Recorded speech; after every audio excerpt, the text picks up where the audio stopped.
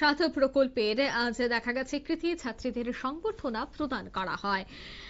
কৃতি শিক্ষার্থীদের আর্থিক সহায়তা প্রদান করা হয়েছে আগরতলা রবীন্দ্র শতবার্ষিকী ভবনে রাজ্যের বিদ্যালয়ের শিক্ষা দফতরের উদ্যোগে।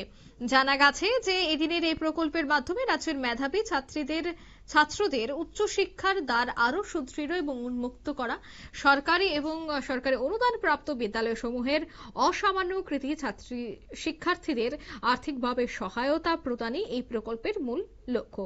2024-25 অর্থবর্ষে 2023 সালে মাধ্যমিক এবং উচ্চ মাধ্যমিক বোর্ড পরীক্ষায় মেধা তালিকা থেকে নির্বাচিত মোট 200 জন ছাত্রছাত্রীকে বৃত্তি প্রদান করা হয়।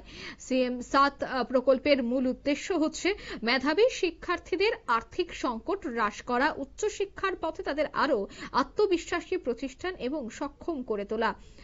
কি বলছেন রাজ্যের মুখ্যমন্ত্রী, শোনাবো।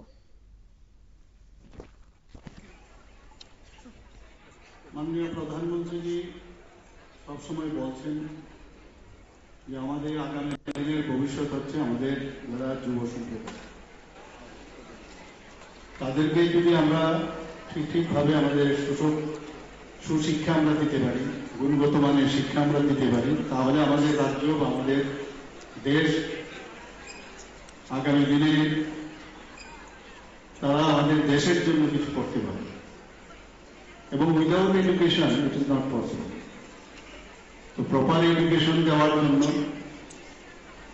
আমাদের মাননীয় প্রধানমন্ত্রীজি ন্যাশনাল এডুকেশন পলিসি 2020 ইত্যাদি যেসব ব্যবস্থা পর্যায়ক্রমে উনি আমাদের যেভাবে মার্গদর্শন করছেন, আমরাও কিন্তু সেইভাবে রাজ্য সরকার আমরা সেই কাজটা করছি।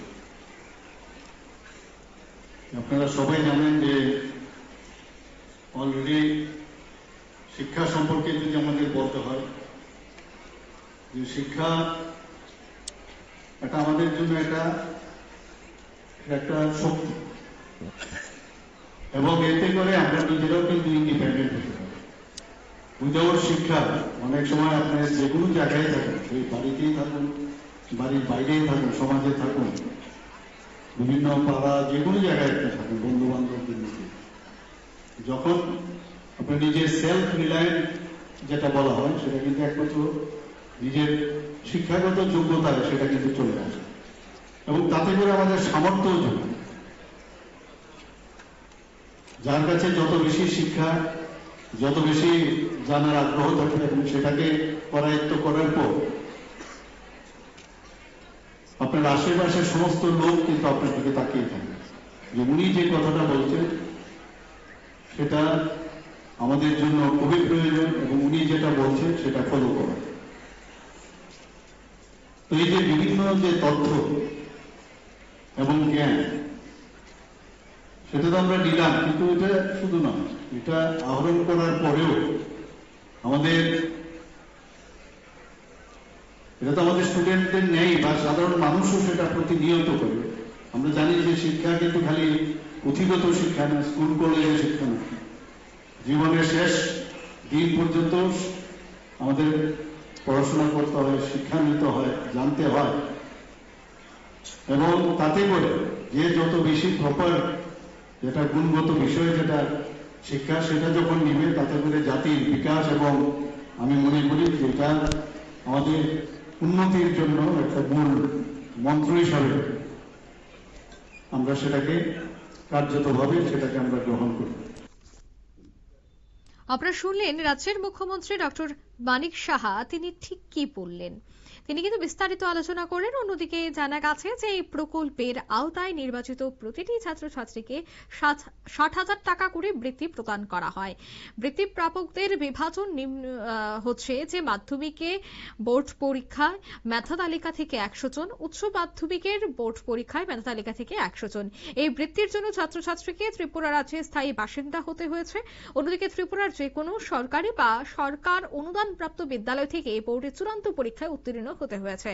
সরকার এবং সরকারি অনুদান প্রাপ্ত বিদ্যালয় থেকে ত্রিপুরা মধ্যশিক্ষা পর্ষদ অর্থাৎ টিবিএসসি এবং বিদ্যাজ্যোতি প্রকল্পভুক্ত বিদ্যালয় থেকে কেন্দ্রীয় মধ্যশিক্ষা পর্ষদ অর্থাৎ সিবিএসই পরিচালিত মাধ্যমিক এবং উচ্চতর মাধ্যমিক পরীক্ষায় কৃতীদের স্বাক্ষরবাহী ছাত্রছাত্রীরা এই প্রকল্পের জন্য বিবেচিত হয়।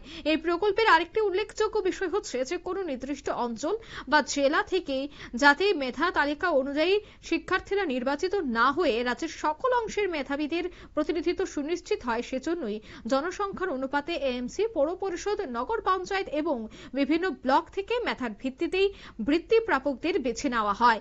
এবং আরো জানা গেছে যে এই বৃত্তি প্রাপকদের সংখ্যাও হচ্ছে ব্লক স্তরে ৭৬ জন, নগর পঞ্চায়েত থেকে ৬ জন, পৌর পরিষদ থেকে ১৩ জন, আগরতলা পৌর নিগম অর্থাৎ এএমসি থেকে ৫ জন। একাধিক শিক্ষার্থীদের প্রাপ্ত নম্বর সমান হলে প্রথমে অগ্রাধিকার ছাত্রীদের, পরবর্তী অগ্রাধিকার বয়সে কম শিক্ষার্থীদের।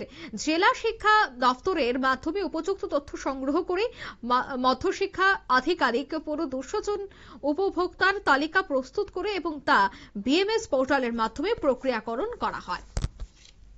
এই মুহূর্তের সংবাদ এ পর্যন্তই। আমাদের পরবর্তী নিউজ এবং আপডেট দেখার জন্য অবশ্যই চোখ রাখবেন শুধুমাত্র নিউজ ভ্যানগার্ডের পর্দায়। ধন্যবাদ।